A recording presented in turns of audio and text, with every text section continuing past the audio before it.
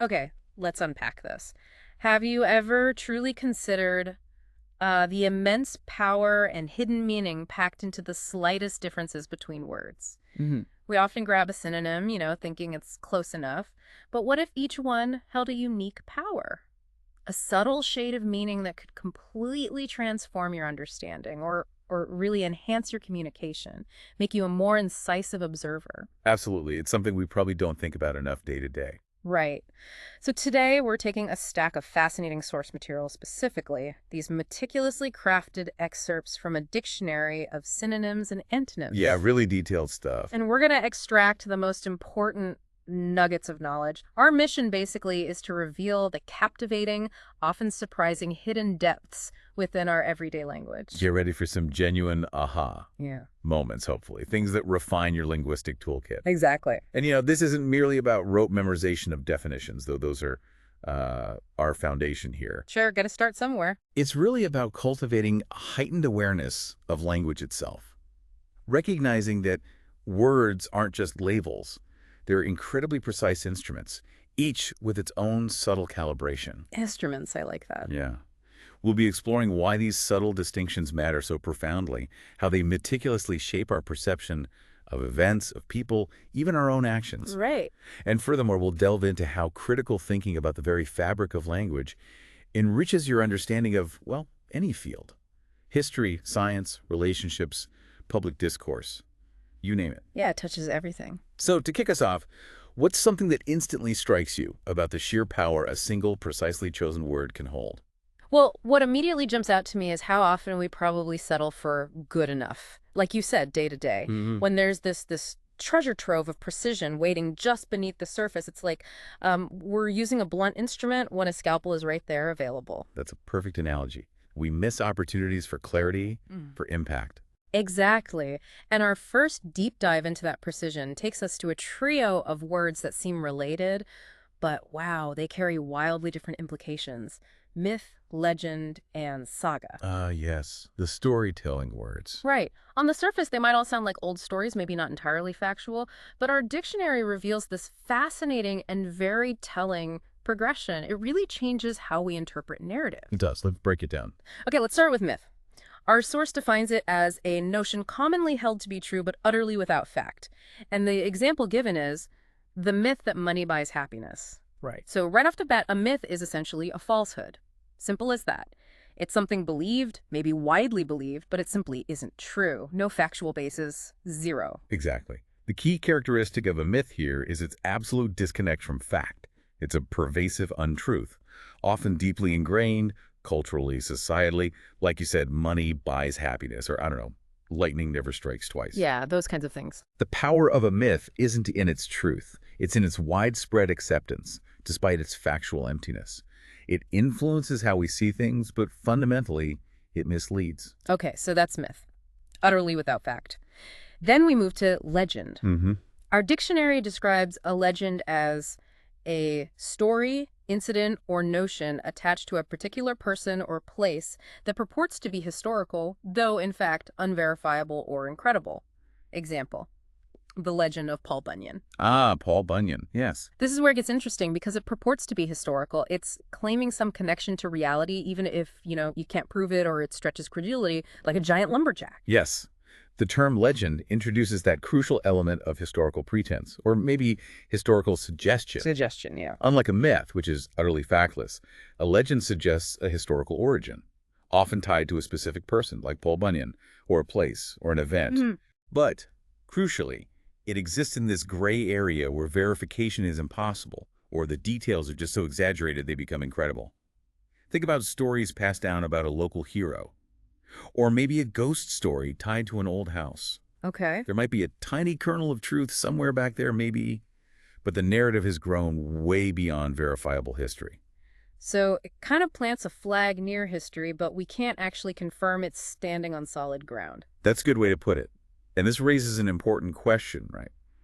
When we encounter something presented as a legend, what kind of critical distance should we immediately adopt?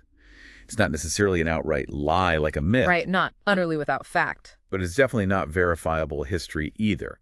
It demands a different kind of analysis. That's a vital distinction, Mm. especially for understanding how history itself is often constructed and retold, how stories evolve. And finally, in this group, we have saga. Our source refers to a saga as a long, continued heroic story that deals with a person or a group and is historical or legendary or a mixture of both. The example: the building of the railroad was part of the great saga of the West. Saga definitely feels grander. It really does. This truly elevates the narrative, doesn't it? It feels epic. Reflecting on these definitions, what becomes clear is that a saga is a sweeping, epic narrative. It explicitly allows for, even expects, a blend. Verifiable history mixed with elements that might fall into the realm of legend. So it acknowledges the fuzziness sometimes. Exactly. The emphasis is on the grand scale, the continuity, the heroic nature of the story. It often chronicles the journey or achievements of a person or a group over a really extended period. Like the example, the building of the railroad. That took time, involved many people, hardships. Precisely. Or think of, say, the sagas of the ancient Nordic kings, or maybe those multi-generational tales of pioneering families settling a new land. The significance isn't necessarily in the precise factual accuracy of every single detail, but in the overarching narrative, its cultural weight, its role in shaping identity, or understanding a long, complex undertaking. So what does this all mean for us? For how we interpret information we encounter every day? How does recognizing these nuanced differences between myth, legend, and saga, how does that help us dissect historical accounts, cultural stories, even modern-day stuff like in media or politics? Well, the practical application here is profound. It really is. Understanding these terms fundamentally changes how you assess the type of truth or historical claim being presented. Okay, how so? Well, think about it. If a politician refers to, say, the myth of trickle-down economics, using our sources structure, they're explicitly declaring it to be utterly false, baseless, even if it's widely believed. Right, they're using myth very deliberately there. Very deliberately. Now, if a community talks about the legend of a hidden treasure locally, you understand it's a story tied to that place, it claims some history, but it's likely unprovable, maybe fantastical. Different level of expectation for truth. Completely. And if a historical documentary describes the saga of space exploration, you're prepared for a grand, overarching narrative. It'll combine factual events, launches, landings, with perhaps more, let's say, romanticized or collective perceptions of heroism, long-term struggle, national pride. Right, the human drama woven in. Exactly. The choice of word myth, legend, saga, subtly, yet powerfully, cues you into the intended veracity of the scope of the narrative. It helps you discern propaganda from folklore, historical record from epic tale. And getting that wrong. Getting it wrong can lead to serious misinterpretations of intent and fact. You might take a legend as gospel, or dismiss a complex saga as mere fiction. That's a really powerful point. It really is about being a more discerning consumer of information, understanding the subtle, rhetorical choices being made, even subconsciously sometimes. Precisely. Okay, building on these connections to origin and how we describe things that are from a place, let's pivot now to another fascinating set. These words delineate increasingly specific relationships between an entity, whether it's a person, a plant, or an entire people, and a geographical location. Ah, the belonging word. Yeah, exactly. I'm talking about native, indigenous, endemic, and aboriginal. They all seem at first glance to mean from here, right? Like they originate from a specific location. They do share that core idea. But our source material breaks them down into incredibly precise and often crucial connections. Let's take native first. Okay. It implies birth or origin in a place or region and may suggest compatibility with it. Example, a native New Yorker. Antonyms, alien, foreign. This seems like the broadest term, just denoting origin. Exactly right. Native is the general term for origin. It suggests a natural belonging, maybe a comfortable fit within an environment, simply because you were born there or the thing originated there. Like the native New Yorker feels at home in the city. Right. It's broad, applies to people, plants, animals, just states a point of origin. Nothing more complex than that initially. But then indigenous steps it up a notch. It applies to species or races and adds to native the implication of not having been introduced from elsewhere. Example, maize is indigenous to America. Antonyms, naturalized, exotic. That phrase, not having been introduced from elsewhere, that seems to be the absolute key addition here. It is the critical distinction for indigenous. Okay. While native just implies origin, indigenous explicitly rules out external introduction. It says, this thing, this species, this group started here. It wasn't brought in. Okay. And this is paramount in fields like biology, ecology, anthropology. For a plant or animal, indigenous means it evolved in that specific region. It has a deep historical ecological connection there. Like maize in the Americas. It wasn't brought from Europe or Asia? Exactly. And for human populations, it refers to peoples who are the original inhabitants of a land predating colonial arrivals or later migrations. So this term carries significant weight in discussions about biodiversity, conservation, and, importantly, the rights and history of First Peoples. Immense weight, yes. Okay, so native is origin, indigenous is origin without introduction. Then we get endemic. Right. Our source states it implies being indigenous and peculiar to or restricted to a region. Example, Edelweiss is endemic in the Alps. Antonyms, exotic, pandemic. So it's not just from there and not introduced, it's only found there naturally. Endemic truly zeroes in on exclusivity. It signifies that a species, or sometimes even a disease, is peculiar to or restricted exclusively to one particular region or population. Like the Edelweiss flower only in the Alps. Precisely. It implies a narrow geographic distribution, often because of unique environmental conditions or specific evolutionary pathways that have kept it from spreading elsewhere. You won't find it naturally anywhere else. Okay, that's a crucial distinction for, like, conservation. Absolutely vital in conservation biology. It helps scientists identify species that are uniquely vulnerable because their entire existence is tied to one specific, often fragile ecosystem. If that place goes, the species goes. Getting this distinction right directly impacts conservation efforts and how we understand biodiversity hotspots. Wow, okay. And finally, the fourth word in this group, aboriginal. This one implies having no known race preceding an occupancy of the region. Example, the Aboriginal peoples of Australia. This seems to speak to the deepest, the earliest known occupancy, the very first people there as far as anyone knows. Aboriginal denotes exactly that, the earliest known inhabitants of a land. It implies a primordial, unbroken historical continuity.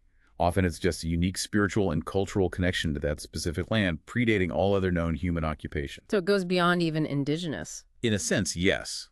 While indigenous means not introduced, Aboriginal implies being the first known group there, period. This term carries immense historical, cultural, and political significance, especially in post-colonial contexts, when discussing things like land rights, sovereignty, and historical justice for First Nations or indigenous peoples. Okay, so these distinctions are clearly not just academic hair-splitting. What are the practical implications of getting these words right? When you're discussing, say, biodiversity in a forest or the historical rights of a community, how does picking the precise word native versus indigenous versus endemic versus aboriginal, how does that significantly change the information you're conveying? What are the dangers of mixing them up? The dangers are significant, and they ripple outwards. Imagine describing a plant as merely native to a region simply because it grows there now, when actually it was introduced centuries ago, maybe displacing other plants. You erase its true history. You erase its history and its ecological impact. Or calling a plant indigenous when it's actually endemic, you minimize its unique vulnerability. You might not prioritize its conservation correctly because you haven't grasped how restricted it is. Right. And perhaps most critically, using a broader term like native when aboriginal is the historically and culturally appropriate term for a human population. Well, that can dilute their unique historical claim, their deep connection to the land, their specific rights and identity. It can diminish their standing. It absolutely can. Precision here isn't just academic. It's about respecting history, acknowledging ecological truths, and giving proper due to cultural identity and specific legal or political status. It's the difference between a vague, potentially misleading statement and a deeply informed, respectful, and accurate one. That really underscores how these language choices carry significant ethical and historical weight. It's far beyond just the literal dictionary definition sometimes. Indeed. Words have power, and these words carry particular weight. Okay. Moving from the origin of things and peoples, let's pivot to describing people themselves, their intrinsic qualities. Our next set focuses on different facets of being natural. Ah, the character words. Yes, but they each reveal a subtle yet crucial shade of human character we have. Natural, ingenuous, naive, unsophisticated, and artless. They all kind of convey a sense of unpretentiousness, maybe, but their specific implications are quite distinct. Right. They all touch on a lack of artificiality, but in different ways. Let's start with natural itself. Our source implies lacking artificiality and self-consciousness, and having a spontaneousness suggesting the natural rather than the man-made. Example, Her unaffected, natural quality comes across on film. This seems like the baseline. Genuine, unforced. Exactly. Natural describes a fundamental authenticity, a freedom from pretense or affectation. It suggests someone's behavior or expression just flows spontaneously from who they really are, without conscious effort to impress or disguise. Like they're not trying too hard. Right. It's often used admiringly. It points to an effortless charm or sincerity. That actor's natural quality makes them believable, relatable. Okay. Then there's ingenuous. This implies inability to disguise or conceal one's feelings or intentions, and usually implies candid frankness and lack of reserve. Example: the ingenuous, spontaneous utterances of children. Antonyms: disingenuous, cunning. Inability is a strong word there. It is. It suggests a lack of guile, almost an impossibility of being sneaky. Yes, ingenuous highlights an almost childlike transparency.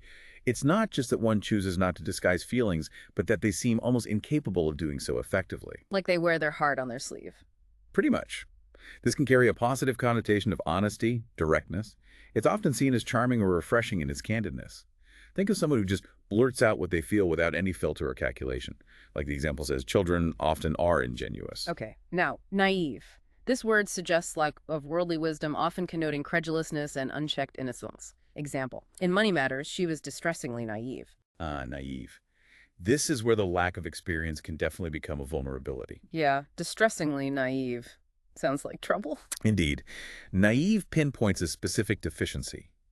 A lack of experience and understanding of the complexities, the deceptions, or maybe just the harsh realities of the world. Like not knowing how scams work or how people can manipulate. Exactly. This often leads to credulousness, being too ready to believe things or to making poor judgments because one hasn't encountered certain situations before. Unlike ingenuous, which can be viewed positively, naive often implies a vulnerability or a potential for being taken advantage of due to this lack of worldly wisdom. Got it. Different flavor entirely. Then, unsophisticated. This implies a lack of experience and training necessary for social ease and adroitness. Example: the store intimidates unsophisticated customers.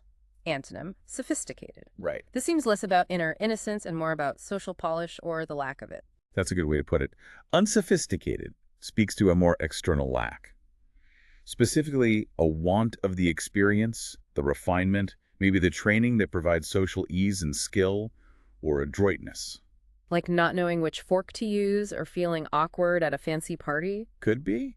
It's about being unpolished in social settings, perhaps feeling awkward or out of place in certain environments. Not necessarily due to a lack of intelligence, but simply a lack of exposure to certain social norms or expectations. Like the example, a very high-end store might intimidate someone not used to that environment. Makes sense. Finally, artless. This suggests a naturalness resulting from unawareness of the effect one is producing on others. Example: gave an artless impromptu speech at the dinner. Antonyms: artful, affected. This one is fascinating. It really is, because it implies a natural quality that comes from not knowing how you're coming across. Artless describes a naturalness that arises specifically from a complete lack of self-awareness regarding one's own impact on others. It's genuine, it's uncalculated, precisely because the person isn't trying to achieve a specific effect. So they're not trying to be charming or witty, they just are. Exactly. An artless speaker, like in the example, might be incredibly charming precisely because they aren't attempting to be charming. Their words just flow without strategic intent, without artifice. This contrasts sharply with someone who is artful, who deliberately crafts an image or cultivates an effect. Okay, this set is really rich. So when we're trying to understand people or describe characters in a story, how might using, say, naive instead of ingenuous drastically change your perception? Or the subtle difference between describing someone as natural versus artless? What does it communicate about their inner state versus their social presentation? Oh, the implications for character analysis and just understanding people are immense. Think about it. If you describe a child's unfiltered comment as ingenuous, you're likely praising their directness, their refreshing honesty. Right. Cute, maybe? But if you call an adult naive in their business dealings, you're highlighting a serious vulnerability, a potential for harm or exploitation. Completely different judgment. Huge difference. Or consider natural versus artless. An artless compliment might feel incredibly touching because it seems unplanned, utterly sincere, stemming from that unawareness of its own effect. Whereas a merely natural compliment is just, well, not artificial, it's genuine, but lacks that specific quality of unselfconscious sincerity that artless implies. So artless feels even more pure in a way. It can, yes. Hmm. The distinctions tell you whether someone's lack of pretense is a strength, like ingenuous honesty, a weakness, like naive vulnerability, or simply an uncultivated state, like being unsophisticated, or even a specific kind of charm, artless spontaneity. Choosing the right word lets you pinpoint the exact nature of their authenticity, their vulnerability, or their social grace. Which is absolutely critical for effective communication, for accurate assessment of others. Exactly. It moved you beyond a superficial observation like they seem genuine, to a much deeper, more nuanced psychological insight. What kind of genuine? Why? What are the implications? That's a great example of how these subtle shades profoundly impact how we perceive intent, character, everything. Okay, let's shift now to the spectrum of attention, or maybe more accurately, the many ways we fail to give proper attention. Ah, the inattention section, always relevant. Isn't it just? There are so many ways to not pay attention, and our source gives us a truly comprehensive look. We've got neglect, omit, disregard, ignore, overlook, slight, and forget. Wow. That's quite a list. It is. From a simple oversight to a truly insulting act, the spectrum is wide and tells a complex story of intent and impact. Let's unpack them. Okay, let's start with neglect. Our source says it implies giving insufficient attention to something that has a claim to one's care or attention. Example, habitually neglected his studies. Antonym, cherish. Right. Neglect immediately brings up this idea of duty or responsibility. Yeah, claim to one's care feels important. This isn't just any random thing. Exactly. Neglect implies a passive failure, a non-action where sufficient attention or care was due but wasn't given. It often suggests an ongoing state of inattention, leading to some kind of decline or detriment. Like the neglected studies leading to bad grades or a neglected house falling apart? Precisely. It's a failure of responsibility, often with tangible negative consequences. It's a duty unfulfilled. Okay. Then there's omit. This implies a leaving out of a part of a whole, omit a verse of a song, or neglecting entirely omitted to remove the telltale fingerprints. Neglecting entirely there too, but in a specific context. Yeah, it sounds more like an active act of leaving something out, though, doesn't it? Like taking scissors to the song lyrics. Omit is quite precise, yes. It refers to the physical or intellectual act of leaving something out that perhaps should have been included. It can be deliberate, like censoring a verse or, removing fingerprints. Yeah, that one sounds deliberate. Or it could be unintentional, like forgetting a crucial detail in a report. Unlike neglect, which is about general insufficient attention, omit is about a specific element being absent from a larger whole. So one is not enough care, the other is something missing. Generally, yes. And the impact of omitting something can range from minor, like a slightly shorter song, to incredibly significant, like omitting key evidence that changes a verdict. Right, okay. Disregard follows. This suggests voluntary inattention. Yeah. Example, disregarded the wishes of the other members. Anonym, regard. Voluntary, that's the key. It really jumps out. This is a choice. What's fascinating here is that disregard signifies a conscious, active choice not to pay attention to something, despite being aware of its presence or importance. It's a deliberate turning away. Like plugging your ears and saying la la la la. Sort of.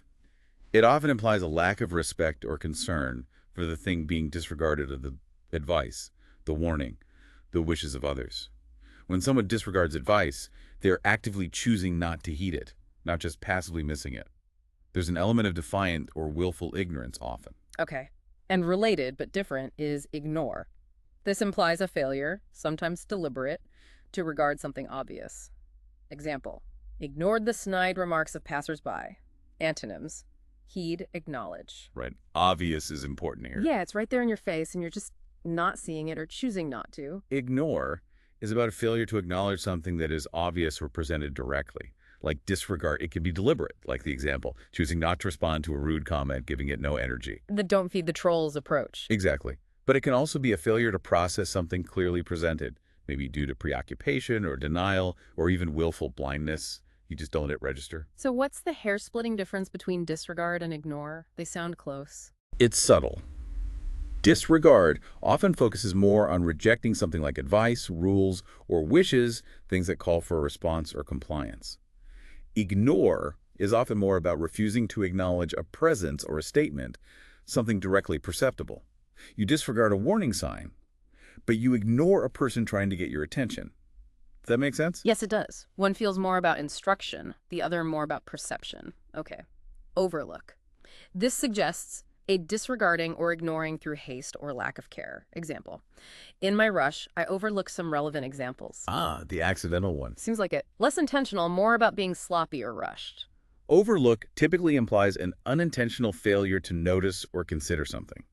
Usually, like the definition says, due to haste, carelessness, or just a lack of thoroughness. There's generally no malice or deliberate defiance implied. It's simply missed. Like you overlook a typo or you overlooked an item on your grocery list. Exactly. You overlook a detail in a contract, hopefully not a crucial one. The consequences can still be significant, but the intent isn't usually malicious. It's an error, not a decision. Okay, now for the sharp end. Slight. This implies a contemptuous or disdainful disregarding or omitting. Example. Slighted several worthy authors in her survey. Ooh, contemptuous, disdainful, strong words. Very strong. This one has a real emotional charge. It feels like a deliberate insult delivered through inattention. That's precisely it. Slight is where the act of inattention becomes an overt act of disrespect or contempt. It's a deliberate, often public act of ignoring or omitting someone or something that should have received attention, with the clear implication of disdain or perceived lack of worth. Like leaving someone off an invitation list on purpose to send a message. Exactly. Or, in the example, pointedly leaving acclaimed authors out of a survey of the field. To slight someone is to actively dismiss their importance or contribution. It carries significant social and emotional weight. It's an insult delivered through calculated omission or disregard. Wow, okay. And finally, rounding out this cheerful group, forget. This may suggest either a willful ignoring or a failure to impress something on one's mind. Example. Forget what others say and listen to your conscience. Antonym. Remember. Forget is interesting because it has that dual nature. Yeah, it can be accidental or a deliberate act of mental dismissal. Exactly. Forget is unique in this list because it spans both unintentional memory lapse, a genuine cognitive failure, and a deliberate act of conscious dismissal. You can genuinely forget an appointment. That's passive. Happens all the time. But you can also choose to forget someone's bad advice, as in the example, meaning you actively push it from your mind, refuse to consider it, treat it as if it doesn't exist for you. Forget about it in the imperative sense. Precisely. The context tells you whether it's a simple cognitive failure or a purposeful act of mental cleansing or dismissal. This is truly a deep dive into human behavior, isn't it? All these ways we fail to connect or give due attention. So what are the practical implications of understanding these nuances? When you're trying to describe a situation or pinpoint responsibility or even just interpret someone's actions, how does choosing the right word like overlook versus slight or disregard versus ignore, how does that help you articulate the reason for the inattention and the impact? The precision here is absolutely critical for understanding human interaction, accountability, everything. Think about it in a workplace. If a manager overlooked a key safety detail in a report, it suggests an honest mistake, perhaps due to workload. It needs correction, maybe better processes. Okay, understandable, fixable. But if they disregarded a safety warning from their team, that implies a conscious, perhaps stubborn or negligent decision. It carries a completely different level of culpability, potentially leading to disciplinary action. Totally different situation. Or socially. If a host slighted a guest by ignoring them all evening, that reveals an intentional act of disrespect, damaging the relationship. But if they simply forgot to introduce them amidst the chaos of the party, that's a genuine, though perhaps embarrassing, oversight. It calls for an apology, not necessarily condemnation. Right, intent matters hugely. Hugely. Each word, neglect, omit, disregard, ignore, overlook, slight, forget, tells you whether the lack of attention was accidental, due to a failure of duty, an act of choice, carelessness, or even malicious intent. This clarity allows for much more accurate assessments of situations, more effective problem solving, and a deeper understanding of interpersonal dynamics. It moves beyond just simple blame or excusal. Exactly. It gets to a nuanced understanding of why it happened and what it means. That's crucial for navigating the complexities of life and work. Absolutely. Okay, we've covered a lot of ground, from myths and legends to the nuances of being natural and the many faces of inattention. Let's take one more section, looking at authority, control, and opposition. All right, power dynamics. Exactly. First up, words about depriving something of existence or effectiveness: nullify, negate, annul, abrogate, invalidate. These are all about making something cease to be, in a way, but they go about it very differently. Yes, the method matters here. Let's start with nullify.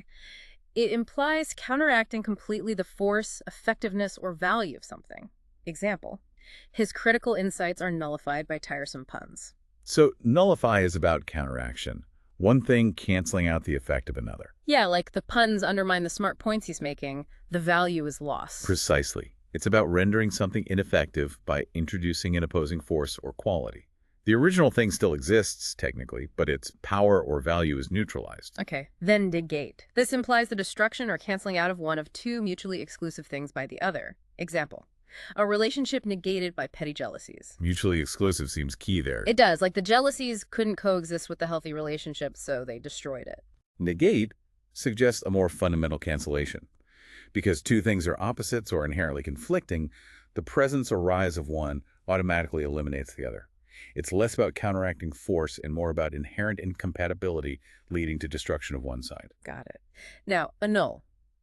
This suggests a neutralizing or a making ineffective or non-existent, often by legal or official action. Example, the treaty annuls all previous agreements. Legal or official action. That adds a layer of formality. Definitely. It sounds like stamping something void. Annul brings in that element of authority. It's often a formal declaration, frequently in a legal or official context, that makes something void as if it never existed or is no longer operative. Like annulling a marriage or, as in the example, a treaty superseding older ones. Okay. Similar but maybe stronger is abrogate. This is like annul but more definitely implies a legal or official purposeful act. Example, a law that would abrogate certain diplomatic privileges. Antonyms, establish, fix. Purposeful act. That stands out. Yeah, it sounds very deliberate and formal, like repealing a law. Abrogate shares the legal official context with annul, but it emphasizes the deliberate, authoritative act of abolishing or repealing something, often a law, treaty, or custom. It stresses the formal termination by a higher authority.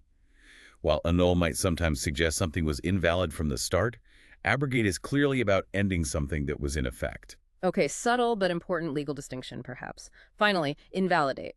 This implies a making of something powerless or unacceptable by a declaration of its logical or moral or legal unsoundness. Example, the absence of witnesses invalidates the will. Antonym, validate. So this one focuses on the reason for cancellation unsoundness. Exactly. It's not just canceled. It's canceled because it's flawed in some fundamental way, logically, morally, or legally. Invalidate points to a flaw or defect in the thing itself that renders it unacceptable or non-binding. The lack of witnesses makes the will legally unsound, therefore invalid. A flawed argument might be invalidated by exposing its logical fallacies. It attacks the legitimacy or soundness of the thing being invalidated. Right. So connecting this to the bigger picture, why does it matter whether a law is annulled or abrogated, or if a will is simply negated by circumstance versus formally invalidated? How does that precision clarify the reason and the mechanism for its end? Well, the precision clarifies everything. In legal context, the difference between annulment and abrogation can have huge implications for rights, obligations, and historical precedent. Was the law repealed, abrogated, or declared void as if it never properly existed, perhaps closer to annul? Similarly, understanding why a contract or will is void, was it invalidated due to a procedural flaw, or negated by external events, or nullified by a counter-agreement, determines the consequences and potential recourse. It dictates the whole narrative of why something ended. Exactly. It specifies the authority, the reason, and the mechanism of cancellation. That level of precision is essential in law, policy, and even in analyzing arguments, understanding how something is being dismissed or dismantled. Absolutely fascinating. Okay, we've explored so many of these nuances today. It really drives home how much meaning is packed into word choice. It truly does. We've only scratched the surface, of course, but even these examples show the depth available to us. We've just taken a truly deep dive into the incredible nuances of language, turning what might seem like a simple dictionary or a list of synonyms into a real treasure trove of precise insights and surprising distinctions. It's absolutely amazing how much power and clarity lies in choosing just the right word. It really is. And, knowledge is most valuable when it's understood and applied. By truly understanding these subtle differences, whether it's between myth and saga, or indigenous and endemic, or neglect versus slight, you gain a sharper tool set. A sharper tool set for what, exactly? For both interpreting the world around you, reading news, listening to politicians, understanding history, and for expressing your own thoughts with far greater precision and impact. It elevates your ability to critically analyze information from basically any source. From a news report to just a personal conversation. Exactly. It makes you a more discerning reader, listener, and speaker. So, the takeaway for everyone listening: next time you find yourself reaching for a word, maybe pause for just a moment. Is what you're about to describe just noticeable, or is it truly striking? Are you simply neglecting something due to oversight? Or are you maybe being remiss in your duties? Or are you perhaps disregarding advice? Right. How might that small, deliberate choice of a single word change the way your message is received? Or even how you understand the situation you're describing? Keep exploring these linguistic distinctions. Keep questioning the words you use and hear. Because they hold immense power. Power to shape perception, to clarify thought, and ultimately to enhance your mastery of communication in every aspect of your life. Well said. A fascinating exploration.